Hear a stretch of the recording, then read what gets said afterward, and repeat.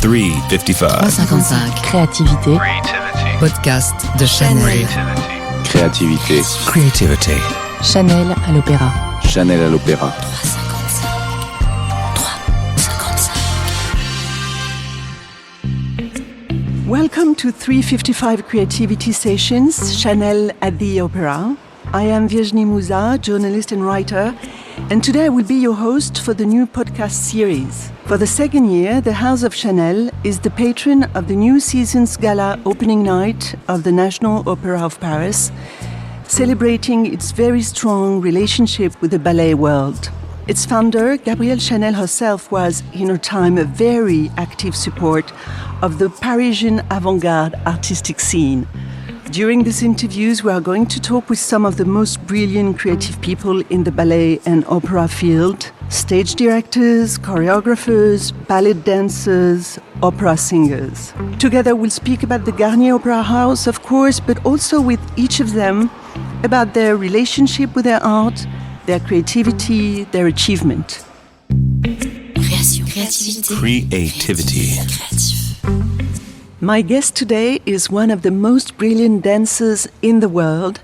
She is danseuse étoile, as we say in French, the absolute top rank of the best dancers trained by the Opéra de Paris school. As you may know, there are very few of them. This one has been awarded étoile on stage right after the finale of Swan's Lake on December 31st, 2016 by Aurélie Dupont, head of the dance here. For the new season opening night, she will dance Serge Liffard ballet Variation. Bonjour, Léonore Baulac. We're here in your house in Opéra de Paris, which is actually your home. Non, c'est une maison magnifique dont It's a beautiful home that never ceases to amaze and move us. This part of the house is particularly golden. We are here in the grand foyer of the opera. Oui, tout à fait. Absolutely. The artist quarters are more modest, so to speak. Mais elle est extrêmement chaleureuse. But it's very warm and everybody feels at home. Chez soi. What did it do to you the first time you discovered this magic place? How old were you? Alors, j'y suis allée en tant que spectatrice. So I came here for the first time as a spectator when I was quite young, 7 or 8 years old.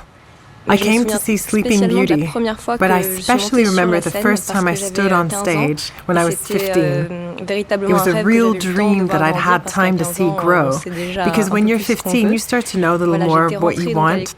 So I'd been admitted to the opera ballet school at that age, which is a bit later than most of my colleagues, and I found myself on stage, and from there we could see the room and the ceiling of the painter Chagall, which is absolutely gorgeous, and I remember being fascinated. I was speechless.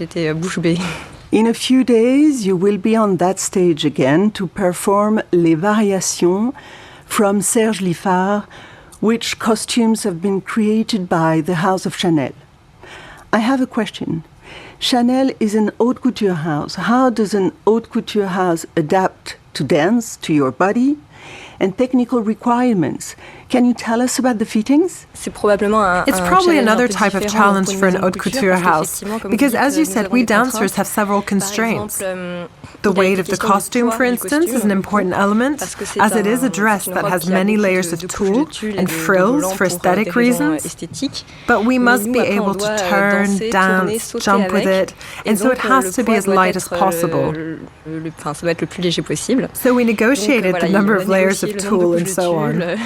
During the first fittings, we were worried about being limited in the scope of specific movements. We also have aesthetic criteria such as our feet, for instance. They must be highlighted while dancing, so the color of the points was negotiated too.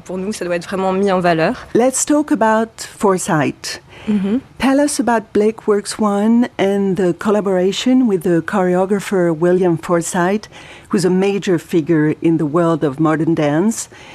Did it make you reconsider certain basics from classical dance? I think that in Blake Works One, William Forsythe's intention was to pay tribute to classical dance. He returned to ideas that were far more classical than anything he'd done in the past few years with other companies, including here at the opera with Passeparts, for example. Then he was a lot more modern in the approach, but in this case, it was really a homage to our school. He watched a lot of old footage, worked with us, using these references. What would Sleeping Beauty do at that moment? There, you are Myrta and Giselle, and so on. He made a lot of references to our classics. I'd worked with him before, so I was familiar with his approach.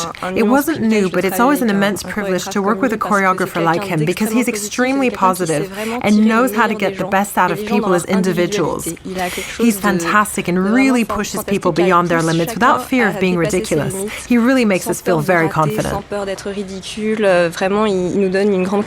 Does it require any specific technical skills to dance Forsythe? It does. I think it requires a strong ability for movement amplitude combined with great speed to execute them, which isn't easy. There was a dancer who, if I may, used to be his favorite, Sylvie Guillem. How does it feel for you to dance in her footsteps? I think William Forsythe manages to make us feel unique and to not feel like we're in anyone's footsteps. To be in Sylvie Guillem's footsteps is intimidating, and I'm glad it's not what I have in mind when I dance. What kind of roles do you usually enjoy dancing? I especially like roles that have a strong narrative dimension. When dance blends with theater, I really love that. I find it fascinating. I feel that what I like as an audience member is to be carried to different worlds. So great dramatic ballets such as Romeo and Juliet or The Lady of the Camellias are the type of ballets I particularly enjoy dancing and watching. Do these parts that require a dramatic dimension leave you any space for improvisation? I wouldn't say improvisation, but spontaneity probably. Everything is written and each movement is codified, but we're able to play with the emotions of the day along with what your partner gives you. This is also what I love most in dance, dancing with a partner and telling the story together. When you allow yourself to be surprised by a look, an intention that was different or more moving, a sense of urgency, or a failure that will trigger something unique and touching, that's what I prefer. You were mentioning dancing partners. Germain Louvet, who's also a danseur étoile at the Opéra, is one of your recurring partners. He says about you, Leonore is a bright flame, very solid, who is not afraid to use her weaknesses for a part. What weaknesses is referring to? Could you explain? I think that self-doubt is something inherent to being an artist. We have to question ourselves to move forward. But let's say that sometimes, especially on stage, it's best not to doubt oneself. I suppose that for some parts, I allow myself to access this inner fragility. How do you negotiate with nerves? What are your ideal creative conditions to stay focused and to not literally get cold feet? First of all, it's about training. So it's something I'm learning progressively. I would say that today I more or less managed to deal with stage fright, which is crucial. For a role that makes me nervous, which is most roles, I'll be nervous all day long and during the preparation. But once on stage, I managed to place myself in the right mindset through mental preparatory work prior to performing. I breathe, I tell myself I've worked enough, that I'm good to go, and also to enjoy myself.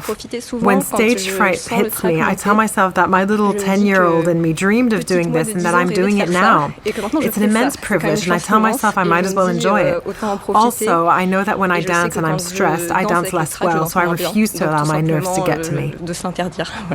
It's very cute how you say little 10 years old myself. So let's talk to this little 10 years old girl. Before you were 10 years old, your desire to become a ballerina was already very strong. When did it start? In my case, I've always loved to dance. I started dancing when I was 4. I would dance in my living room, put on CDs of Chopin's Nocturnes or Brahms' Hungarian dancing, and I danced at home.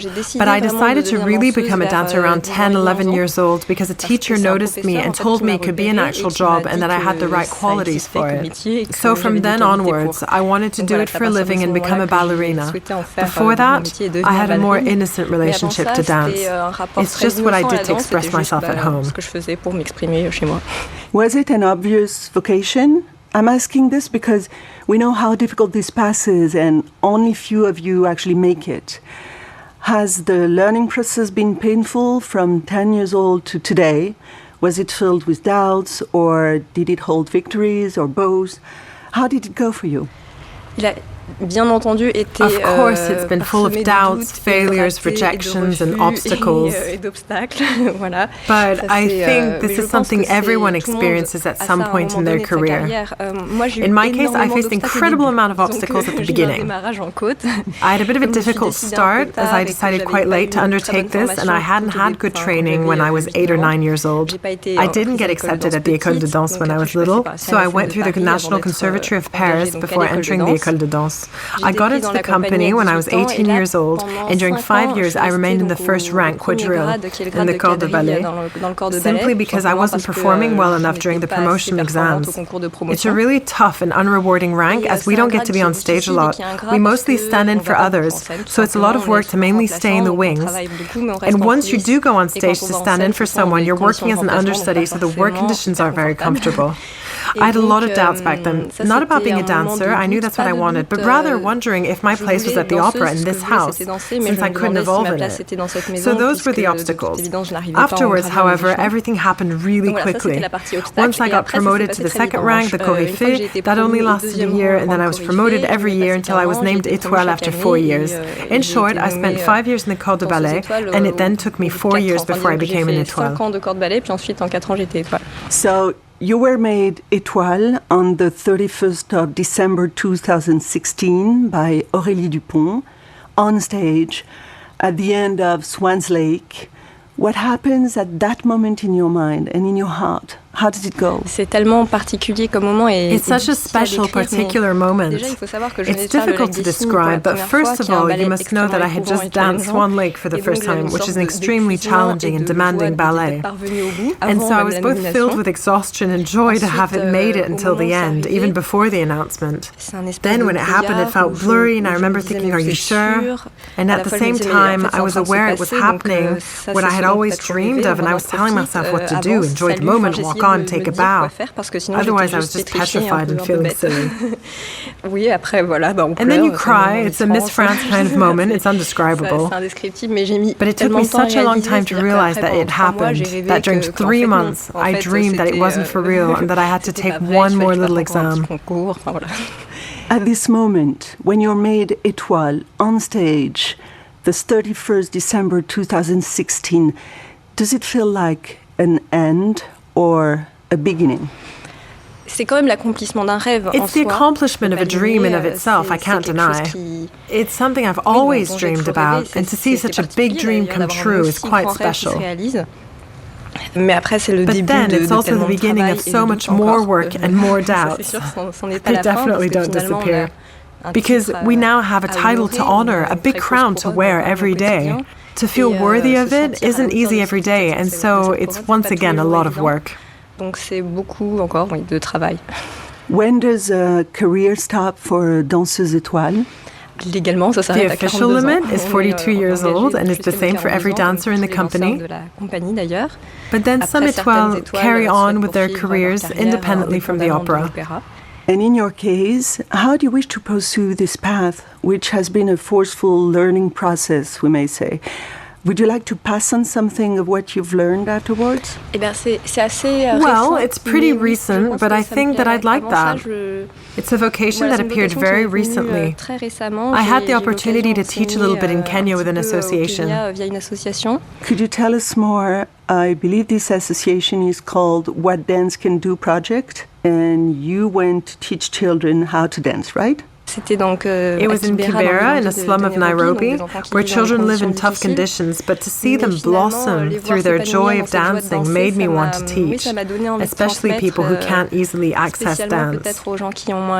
So, do you see yourself being a dance teacher later, somewhere in France, or even here, in your home? Je crois que je préférerais exporter la danse. I think I'd rather export dance everywhere in the world, and, if possible, bring this joy of dance to more complicated places. What do you mean by less favored environments? Less favored, yes. How would you say your loved ones, your friends and family reacted to the fact that by becoming a danseuse étoile, you joined an elite. Do they look at you differently? Je pense pas dans ma famille proche. I wouldn't say that they do in my close family. They're proud of me, of course. There's more of a shift with my distant relatives. People we didn't hear too much about that suddenly took an interest. Qui tout à coup sont intéressés. They maybe thought dance was more of a hobby for me and have started to realize that it was a bit more serious. You're still a young woman, a very young woman, very pretty. How do you reconcile the life of this young woman, the young woman you are, with this existence here, which is all about discipline and focus? You're a little bit disconnected from the real world outside. How do you deal with that? Déjà, j'ai toujours vécu comme ça, donc well, I've always lived this way, so I don't really have another reference. Even if it's an odd life, it feels normal to me. I managed to make it work by having some contact with the outside. It's definitely not easy. It's actually a lot of work maintaining relationships on the outside simply because we lack time and energy. But my boyfriend isn't a dancer, so there you go. It's my anchor to the outside world. And he says I'm going to Hogwarts in the mornings, which is pretty much it. Do you dance anywhere else than on stage? Non, pas tant que ça. Not so much. I don't really go clubbing, for example. I used to, but again, I don't have enough time and energy now to do this at night on top of everything else. Do you daydream? Do you have time for that? On which music do you daydream? Alors, déjà, je suis well, first of all, I'm actually very lucky because I'm constantly surrounded by beautiful live music every day. So that's a really incredible privilege. And when I'm home, I mostly listen to jazz. I used to listen to a lot of classical music, but now I think I get enough of it, so I listen to jazz. Maintenant, j'en reçois assez, je pense. Donc j'écoute du jazz. Which hero, dead or alive, would you like to meet? J'aimerais bien rencontrer I'd like to meet Chimamanda Ngozi Adichie. I've read several of her books and I like them a lot. Why would you like to meet her? Pour échanger avec elle, to talk with her, to know what her stances are regarding current matters that preoccupy me. She seems like an extremely intelligent person who could shed some light on these issues. And I'd love to meet Michelle Obama as well. Of course. According to you, what big accomplishment do you still have to achieve for your career to be absolutely complete? I think I would very much like to be the lucky star that many people were to me during my life path. If I could change the life of people as much as they did mine, it would be a beautiful achievement. What is your current state of mind today? Il est très compartimenté dans ma journée. It's very fragmented during the day as I'm rehearsing 3 very different ballets at the same time, so I'm close to schizophrenia. I try to take things one at a time to get through the day. Réussir à survivre la journée. Merci beaucoup, Léonore Baulac. Merci à vous. Merci. Au revoir. Au revoir. Creativity.